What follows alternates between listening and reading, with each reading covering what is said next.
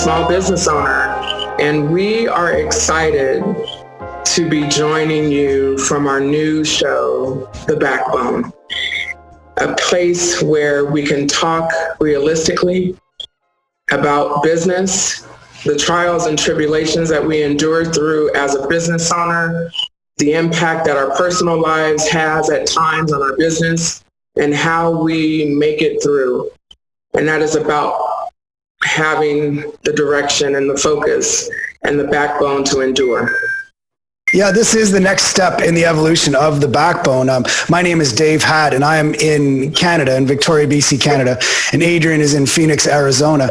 And I started the backbone with some help, but a few months ago, and the idea is to share the stories of small business owners. We started pre-COVID, so we've got some shows that we're going to be posting that are, diner conversations, just meeting, because I find it incredibly compelling to hear stories of small business owners. Why do they get into the business? Why do they choose to be in business? What does it take, the grit and determination to keep them carrying on? And then when COVID hit, we fast forwarded our production and we started opening a dialogue and speaking with business owners in Canada and in the United States. We've chatted with people in Venice, California, Phoenix, Arizona. And the idea in speaking with Adrienne, we're going to make sure that we leave no one behind. We want all voices to be heard. And so let's chat a little bit. We're going to focus this portion, this component of the backbone on minority-owned businesses. So how are you doing today, Adrienne? I'm good. How are you? Thanks for allowing us to come in and be a part of this movement. I'm excited. Yeah, it's going to be fun. This first show is just meant to introduce us a little bit. So what I'm going to do is I'm going to throw it right back to you. And how long have you been in business? You're a realtor, and beyond that, explain maybe briefly a little bit of your professional career. What got you where you are today? Sure. So I've been in real estate for about 20 years now, but I've always been an entrepreneur. I had a balloon business back in the Bay Area over 25 years ago, something like that. And I made balloon animals? Hang on a sec. Wait a minute. I can't let that one slide.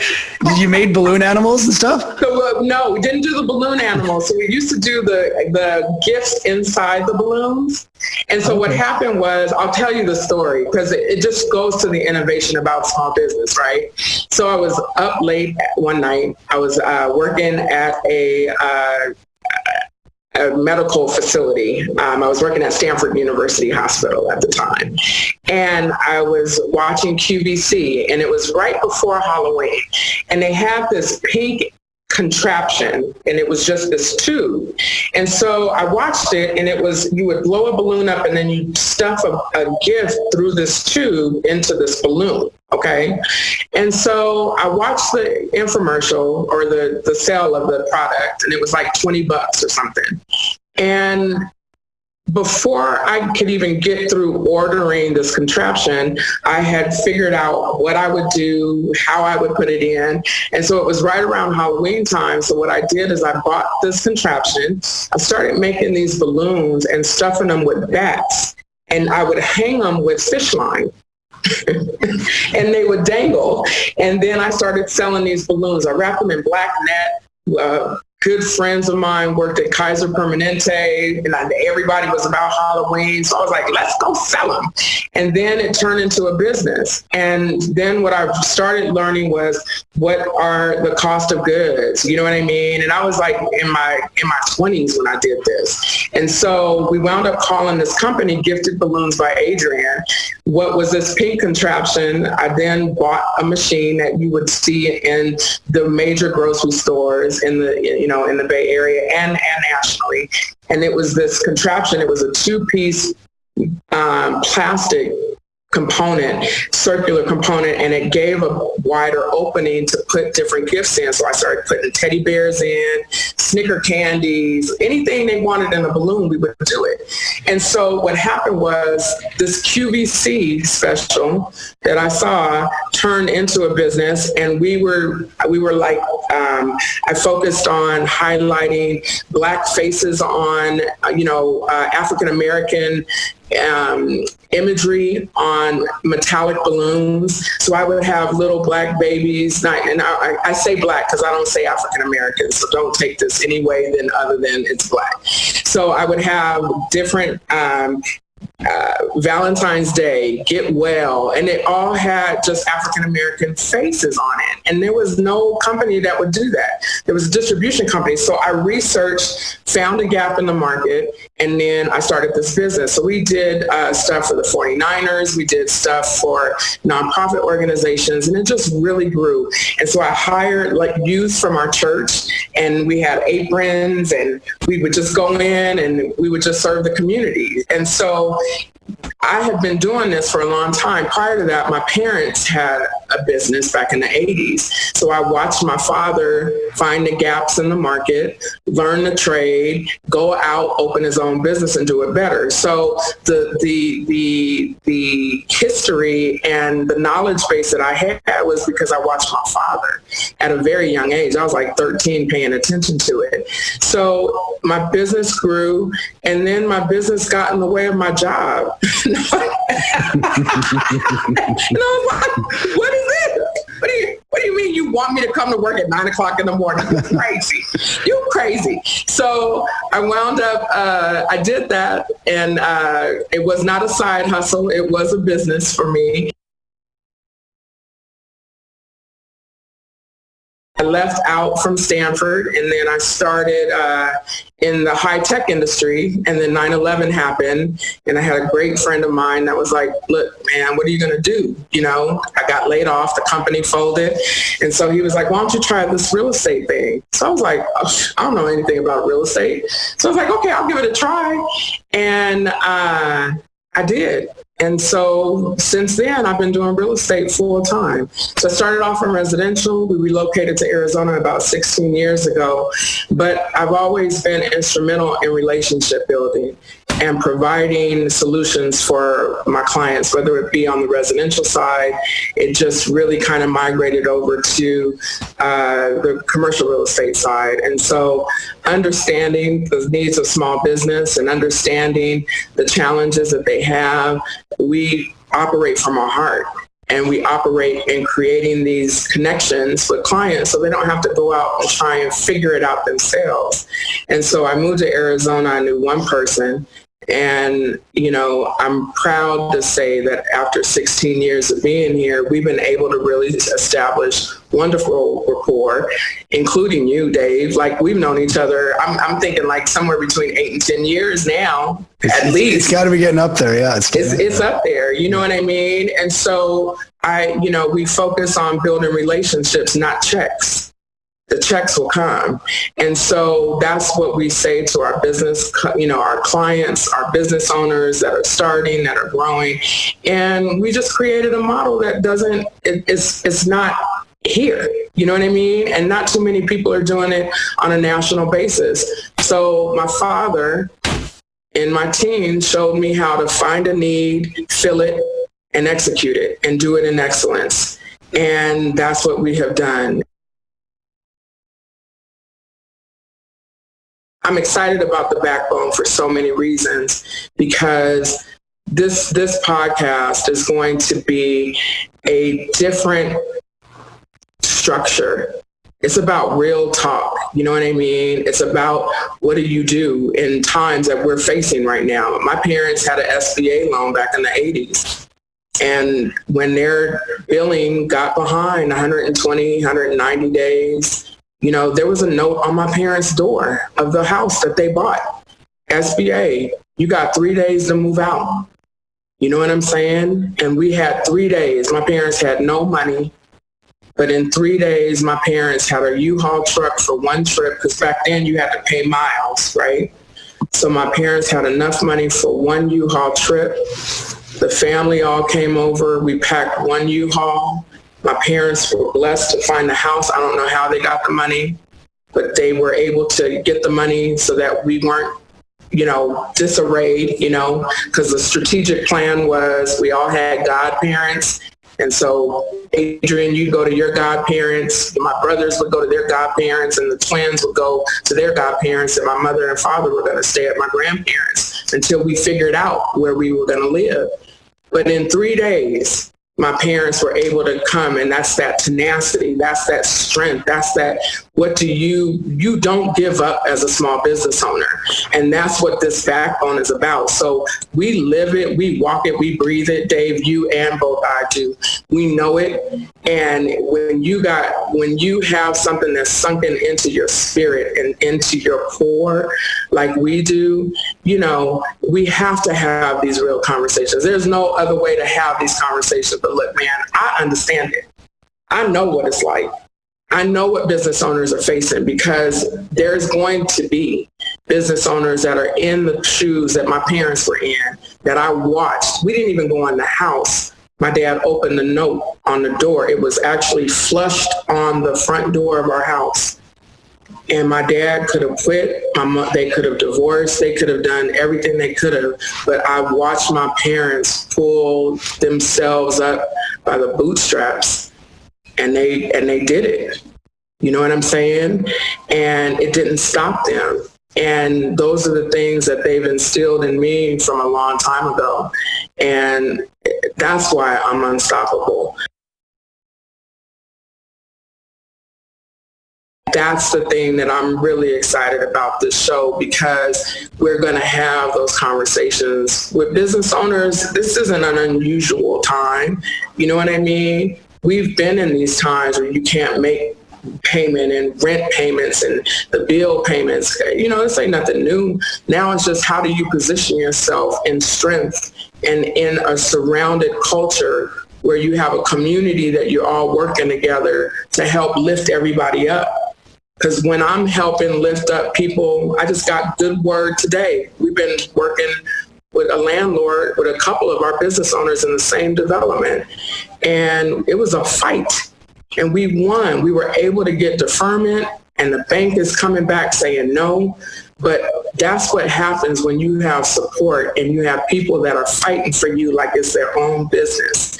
And that's what this is going to be. And I'm so excited to showcase the different business owners, not only Black business, minority business, all business owners. You know what I mean? On this, it's going to be talk about what the challenge is, what did you do to endure through it, and how did you come out of it?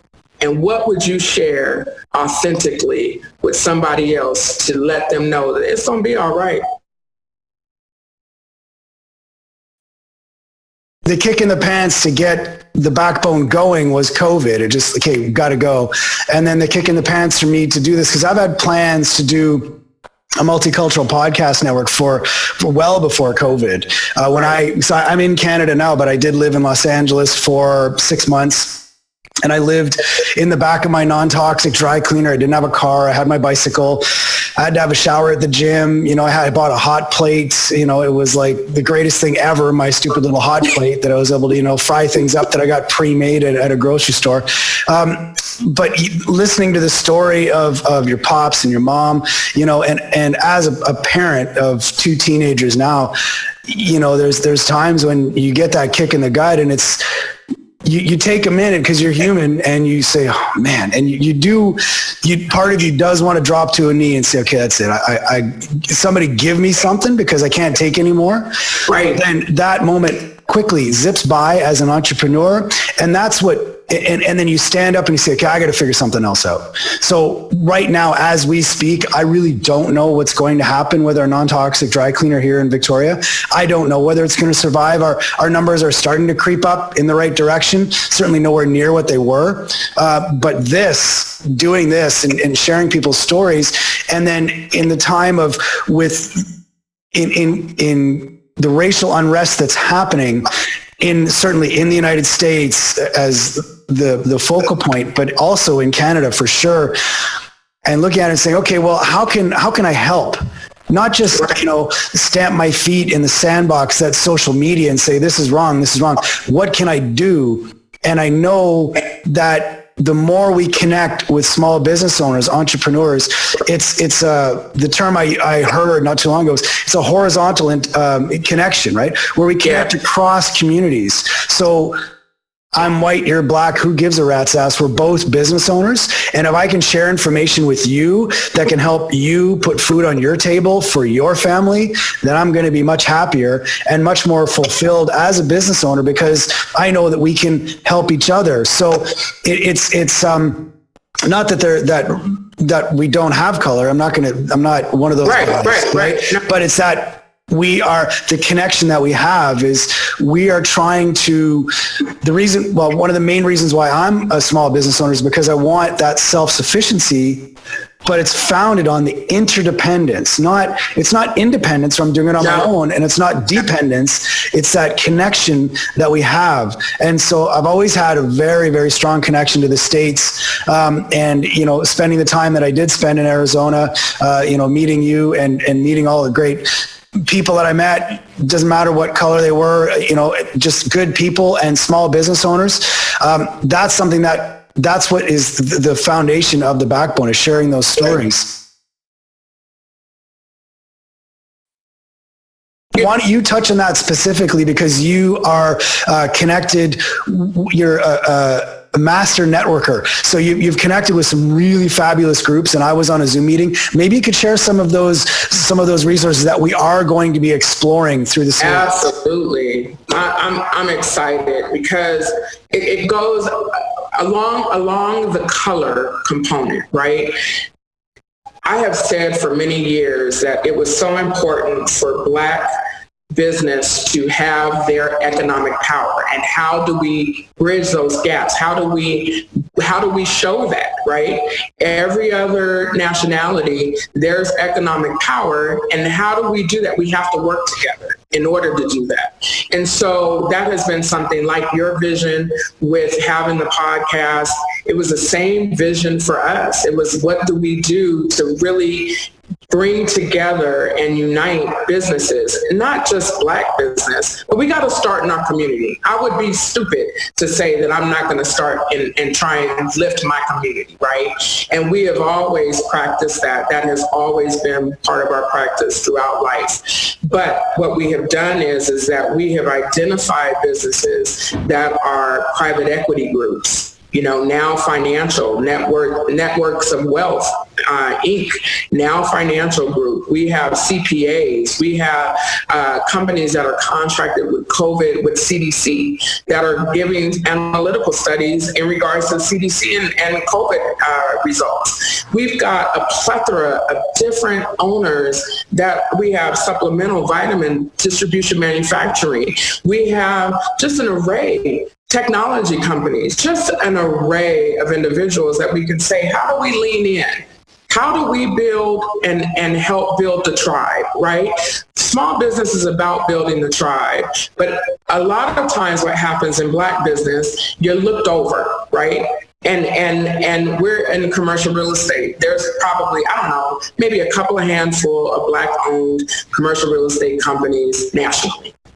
There's like 3 that I know of. And if I did research, I might be able to find a few more. So I say a couple of handfuls. I'm not getting the funding. My company is not getting the funding that has the GE Capital names behind them, all of these different things. We're self-funded. And to be in an industry where so much money is fluid, right? And we get looked down upon, or we get looked over, I should say, not down upon, because I know what we bring to the table, but we get looked over. And why is it that we're getting looked over? And who is it that we can align with to say, look, let's build our strength.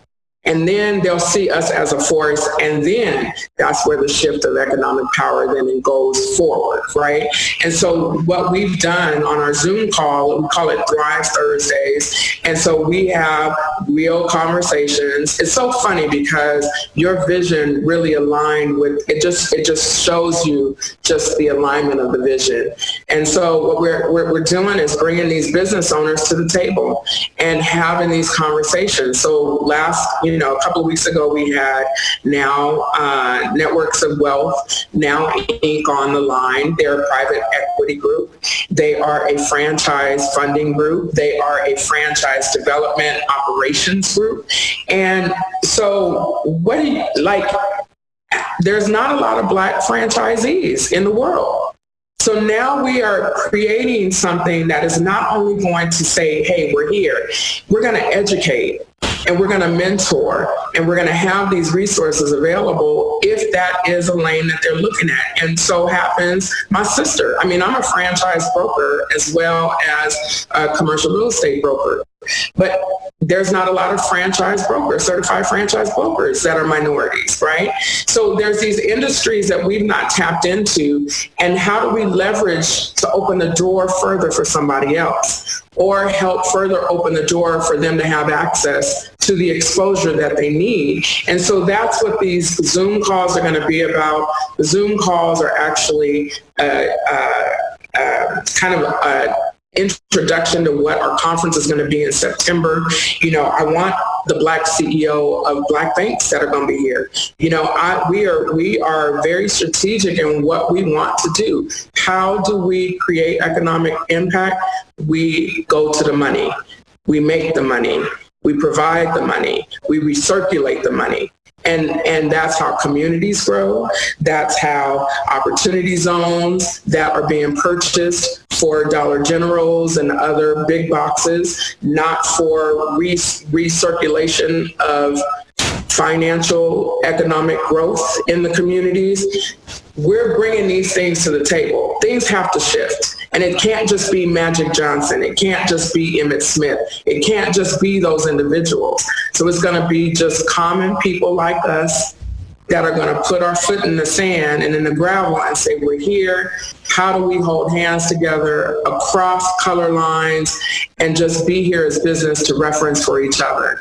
And so that's what Thrive Thursday is going to do. And that's what, and a lot of our guests that will be on Thrive Thursday is just going to be a swing pendulum, for discussion on BackBone, because the offerings that are there is not just to help the Black culture, is to help everybody.